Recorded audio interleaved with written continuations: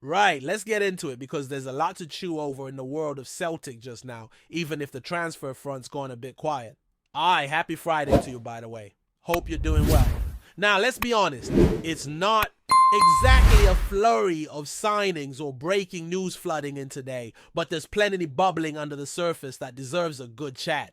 We've got a wee bit of transfer reflection to do some chat about what's going on behind the scenes. And of course, eyes firmly fixed on the friendly coming up against Estrela da Amadora over in Lisbon. First up, Yamada. The name alone has been setting off alarms across the Celtic support, and not necessarily in a good way. The man's been a talk of the town since rumors started linking him to Celtic, and now that he's pretty much on his way, folks are split down the middle. Some see potential, others see a gamble. He's currently away with the Japanese national side, though not the senior squad mind, playing in that domestic-based competition. Once that wraps up mid-next week, the expectation is he'll be on a flight straight to Glasgow and officially unveiled. Could be by next weekend we see him posing with the scarf and doing the rounds. But here's the thing. People aren't just reacting to Yamada because of his stats or his YouTube highlights. It's deeper than that. There's a growing uncertainty about what exactly the transfer strategy is at the club right now. Last season, Yamada bagged a decent amount of goals. This season, not so much. It's been a drop-off and not a subtle one. That sort of inconsistency is enough to spook even the most optimistic supporter. And when you start looking at the bigger picture, links to strikers like Matthias Kvistgarden, who's been banging them in over in Denmark, or David Strelec, who's been doing the business in Slovakia, you can see why there's a bit of frustration creeping in. Instead of names that come with consistent output or obvious upside, we're getting lads like Yamada who might come good, but equally might just not cut it. It leads to a pretty fair question. Is Yamada the plan? Like, the plan is he being brought in to eventually replace Kyogo. Because if that's the case, if it's going to be Yamada and Ida leading the line this season with Callum, O'Reilly, Osman waiting in the wings, then it's a bit underwhelming. We've lost serious firepower in the last year. Jota, Kyogo, Mui, players who delivered consistently, players who turned games on their own. And to replace that with speculative projects, it feels like a bit of a punt, doesn't it? Of course, you've got to trust the process, to an extent. There does seem to be a new approach bubbling away, a sort of two-pronged transfer strategy, if you like. One angle is the more ambitious first-team ready signings. The other is what you'd maybe call educated punts. Younger players, often from markets less scouted, brought in for modest fees with the hope they'll explode in the right system. Think Hyun Jun Yang, think Odin, Diego Holm, think Kwon. Not every one of them's going to hit, and that's fine. But when the first team needs urgent reinforcement, those kinds of signings don't really calm the nerves, and that's what's maybe causing a bit of discontent just now. It's not that people don't believe in Yamada or think he's a bad player. Most haven't seen him kick a ball. It's that when you're crying out for real reinforcements, a guy coming off a quiet season in Japan isn't exactly the statement of intent supporters we're hoping for. Add to that the whispers that the club was considering signing both Yamada and Ambrosino from Napoli. And then you start wondering how the depth chart's supposed to look with 5 strikers on the books. Johnny Kenny, by all accounts, seems likely to head out on loan. Callum Osman seems to be the clear third choice, not much talk of him heading out either. Ida's here, Yamada's coming, and we're still not entirely sure if anyone else is on the radar. It's a jigsaw puzzle where none of the pieces are labeled and you're sitting there trying to figure out what the picture's supposed to be. That's where the frustration is coming from. There's no clear narrative. No one at the club, not Brendan Rodgers, not Tisdale, nobody has stepped up to explain the direction. And fair enough, you don't expect the club to reveal every detail, but a bit of transparency, a bit of clarity would go a long way. Letting fans know, look, we're signing this group of players to develop them, but we're also bringing in quality to improve the 11 right now. That'd be enough to calm a lot of nerves, because Celtic fans aren't daft, or they know this team needs more. They've watched the quality bleed out of the squad since the treble-winning season. And when you're looking at the opening fixtures of the season, without some of your best from last year, you want to feel like the reinforcements are ready. Not maybes, not projects, players who can walk straight into the team and deliver. That's not asking for the moon. That's asking for what a club like Celtic should be delivering. Now, away from the transfer side of things for a moment, And thank God, because we could go in circles on that all day. The squad's in Lisbon. And there's something romantic about that, isn't there? Training at Cidade do Futebol, just a stone's throw away from the Estadio Nacional, where that legendary European Cup triumph was sealed in 1967. Honestly, that kind of thing gives you goosebumps. The club mentioned it in passing, but they really should be making more of it. Imagine the photo ops, the symbolism, the motivation of having the current squad preparing for a new season in the literal shadow of our greatest night. Surely someone at the clubs arranged for the players to visit the stadium, have a wee walk around, take it in. Especially poignant given the recent passing of John Clark. It'd be a beautiful tribute and a powerful bit of perspective for the boys. And look, while we're talking about the squad in Portugal, fair play to whoever pieced together that training camp video on Celtic TV. I spent far too long going through it, pausing every few seconds to note who actually made the trip. Goalkeepers: Kasper Schmeichel, Vasilis Sinisalo, and Ross Doohan, all present. Defenders: Anthony Ralston, Liam Scales, Austin Trusty Kieran Tierney, Hayato Aramura, Dane Murray, and Adam Montgomery. Midfielders include Callum McGregor, Rayo Hatari, Benjamin Nygren, Ben Summers, Luke McCow, and Odin Thiago Holm. Up front, we've got Dyson Maida, Adam Ida, James Forrest, Hayun Junyang, Johnny Kenny, Marco Tilio, and Callum Osmond. Interesting to see who from the B team made the cut as well. Josh Clark Colby, Donovan Ben McPherson, Kyle Ure, Sean McCarty, and Samuel Eseguzu were all spotted. Shows they've been catching the gaffer's eye in training. On the other side, some notable absences too. Cameron Carter-Vickers wasn't spotted, though it's unclear if he's staying back at Lennoxtown or just missed the camera.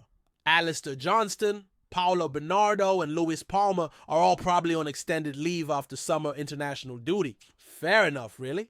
They're not expected to feature until the Newcastle friendly at the earliest. Stephen Welsh picked up a knock midweek and won't be involved. And Hyaku Kwan's missing as well, though that one might raise fewer eyebrows. The friendly itself against Estrela da Amadora kicks off at 11 o'clock local time. Same time back in Glasgow, which makes things nice and simple. Behind closed doors at Benfica's academy ground, but it will be shown on Celtic TV, which is a pleasant surprise. Production values might be a bit dodgy depending on how generous Benfica are with their camera equipment, but at least we'll get to see it. That's more than we've had in the past. Remember the Porto and Rennes friendlies that will complete blackouts. So tomorrow's game's a chance to get a proper look at the wider squad.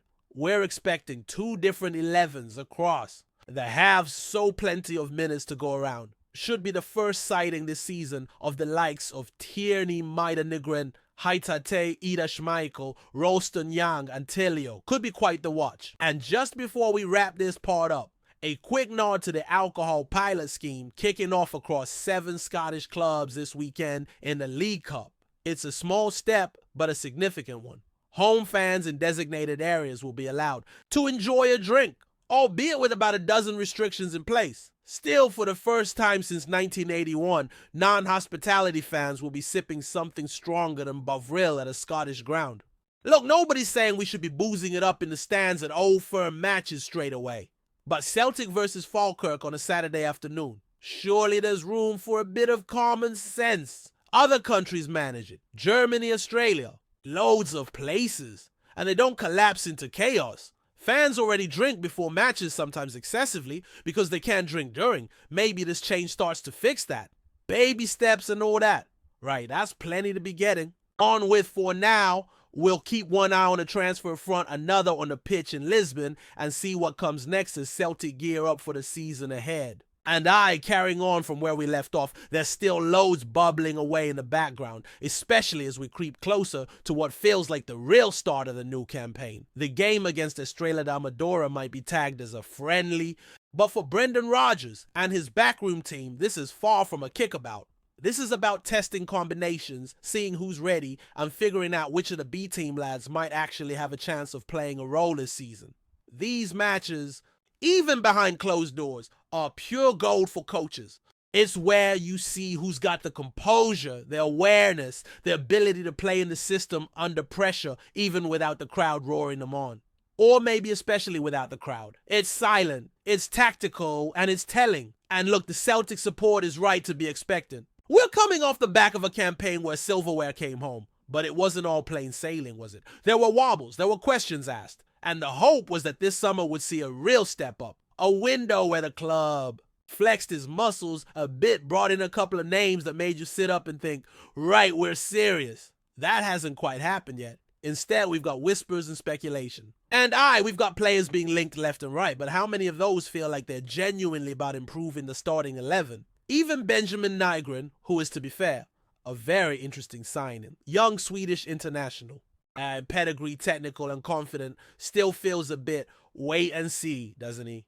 We've heard a lot of promise before. Kwanholm, Yang, Tilio, they've all been described as ones for the future, but what we're really needing are a couple for the now. We're not asking for global superstars. We're not demanding players worth tens of millions, but players who come in and raise the level immediately. Reo Hatari was one. Joda, obviously. Kyogo, no doubt. Those are the type we need. And that brings us back to the striker situation, because it's hard to shake the feeling that it's not been properly sorted. Kyogo's departure left a massive gap. And while Adam Ida's return is very welcome, he was excellent last season in spells, there's still something missing. If Yamada is being seen as that solution, you gotta wonder what the thinking is. Because again, the man's not been prolific this year. And while last season was a better showing, it's not the sort of record that shouts main man at Celtic. Especially when you've seen names like Ambrosino floated, a player with a real pedigree Italian youth caps and coming from Napoli's setup. That on paper looks a more ambitious shout. But here's the thing, maybe Celtic did try for both. Maybe they still are, but the silence is deafening. No statement, no press conference, no real sense of direction coming from the top. Brendan. Rodgers has been doing his best to keep things steady in public, but even he can only say so much. And supporters aren't daft. They pick up on that silence. They see the lack of big movement, and they start to wonder if we're being left behind. Again, while others do their business sharp. Rangers have made a few moves already, and while there's always a bit of noise around their window, the fact they're being proactive makes it feel like we're standing still. That's where communication would help massively. It's not even about revealing targets, just give fans a sense that there is a plan. Let them know if we're changing direction, if we're going younger, if we're betting on development over instant impact. Just a bit of honesty. Because right now it feels a bit scattergun. Like there's a split within the recruitment team. One side wanting to bring in project players on low risk, the other desperate to get lads in who can contribute from day one. And when those two approaches collide without a clear message, you get this weird limbo where nobody's quite sure what to expect. And that brings us back to the Lisbon training camp. It's not just about fitness, it's about identity. The squad's out there working hard under the watchful eye of Rodgers and his team, but you'd hope it's also a chance for some bonding, some culture setting, and maybe even a bit of reflection. Training in the shadow of the Estadio Nacional, like we said, should mean something. And for the younger boys especially, this is their shot to show they belong. Guys like Josh Clark-Colby, Donovan Ben McPherson, they'll be pushing every day in training, knowing that even a good 10 minutes in one of these friendlies could make all the difference in how they're viewed going into the season. And look, this is where Rodgers earns his coin. Balancing the development of these lads with the pressure of delivering silverware isn't easy. But he's done it before and he knows what's required. What he needs, though, is the right tools. You don't build a title-winning side on hope alone. You need players who can come in and own games, especially in Europe, where the margins are razor thin. We saw that last season in the Champions League. There's no hiding place. If you're even 5% off, you're done. That's why this next few weeks are crucial. The time for patience is fast running out. Preseason is not just about getting minutes in the legs, it's about setting the tone. If we go into the season opener still wondering who our best front three is still waiting on one or two key signings to arrive, we're setting ourselves up for a shaky start. The margins in the league are small.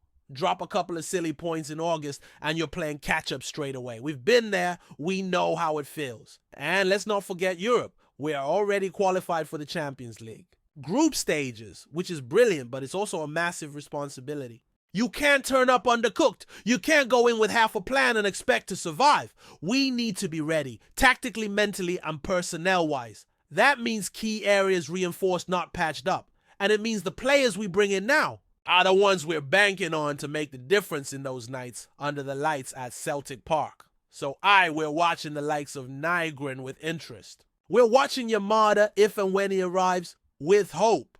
We're backing lads like Ida to build on what they did last year, but we're also asking what's next, because there has to be more. There has to be that moment where the club says, right here's our guy. Here's the marquee signing, the one who changes things. Doesn't have to be a blockbuster name, but it needs to be someone who makes the rest of the squad sit up straight. Someone who sets a standard. And speaking of standards, back to the alcohol pilot scheme just for a second, because that's a conversation that's far from over. Look, I know it's not directly a Celtic issue, but it does speak to the bigger picture in Scottish football. The fact that it's taken over 40 years for even a trial to be introduced tells you everything about how slow things move here. We're miles behind other countries in terms of fan experience. And again, nobody's saying let's have folks steaming in the stands. But the idea that responsible adults can enjoy a pint while watching their team, especially in designated areas, is just daft. And when you've got clubs even at lower levels embracing it, maybe it's time for the authorities to take the blinkers off. Because that's part of the match day experience. And it's not just about the drink, it's about treating fans like grown-ups. Give people the facilities, the respect, and the freedom to enjoy the game properly, and the whole culture improves. Right now, we've got a situation where folk are necking drinks outside the ground, rushing to get into their seats, and sometimes causing more bother than if they just had a pint inside in a controlled environment. It's outdated, it's inconsistent, and hopefully this pilot is the first step to modernizing things. Back to the football though, and tomorrow's game is a big one. Not in terms of result, obviously, it's preseason, but in terms of performances. It's where we'll start to see which players have come back sharp, which ones are still finding their feet, and maybe who's got a bit of something extra this year. Tierney pulling on the hoops again will be emotional for a lot of fans. There's always that special connection with him. And if he stays fit, he could be a game changer. Real Hatare back in the mix is huge. He makes us tick when he's on form. And then you've got the newer faces. Can Nygren shine? Can Schmeichel bring that calm, experienced presence we've been needing at the back? Rodgers will be watching everything, every touch, every run, every reaction. It's about body language as much as technical ability. Who looks ready? Who looks hungry? These are the moments that shape a squad. And with so many games coming thick and fast once the season starts, we'll need every player switched on and committed. There's always optimism at this time of year. That mix of hope, excitement, and just a wee bit of anxiety. And that's fine. That's what football is all about. But what we need now is momentum, a signing or two to get people buzzing, a couple of performances that show we're sharper, fitter, and hungrier than last season. The board needs to back the manager. The manager needs to set the tone, and the players need to deliver. Because make no mistake, expectations are high. Trebles aren't just dreams anymore, they're demands. Europe isn't just about showing up, it's about competing. And the league is non-negotiable. So we go again. But we need to go smart, go strong, and most importantly, go united. There's a storm coming, and Celtic need to be ready. Before we proceed, subscribe to our channel and enable notifications to receive all exclusive news about Celtic FC. Don't miss any details. About your favorite team. It's extremely important for Celtic FC fans. Whispers are growing louder in the East End of Glasgow as Celtic supporters dare to dream of an astonishing move that would send shockwaves through Scottish football. The name on everyone's lips? Declan Rice. Yes, that Declan Rice. England. International, Arsenal midfield powerhouse, and to many in the Celtic faithful, an Irish hero at heart. While there's been no official word from either club or player, the rumour mill has been turning at full tilt this week.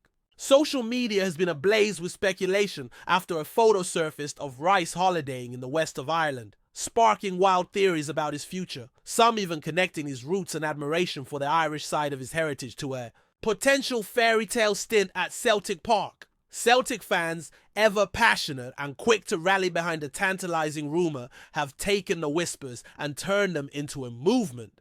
Chants of Ricey in the hoops have already made their way through the bars of Glasgow's East End. Even some former Celtic players have weighed in, cheekily suggesting the club make the call. The logic? Though Rice is firmly established at Arsenal with a price tag that would make most Scottish clubs blink, There are those who believe a loan move or end of career switch isn't out of the question. The pull of Celtic's massive support, the lure of European nights at Parkhead, and the emotional connection to his Irish heritage all fuel the fantasy. Realistically, financial hurdles make such a deal nearly impossible in the short term. But stranger things have happened in football. And as any Celtic supporter will tell you, once a rumor takes hold, it becomes more than just idle talk. It becomes a hope. Could Declan Rice ever pull on the green and white hoops? For now, it's nothing more than a rumble and the rumor whines. But in Glasgow, that's all it takes to ignite a dream. Hello, fan! Don't forget to like and subscribe to the channel, as it means a lot to Celtic FC. Also, share your opinion about the news in Snein. The comments below. See you in the next video.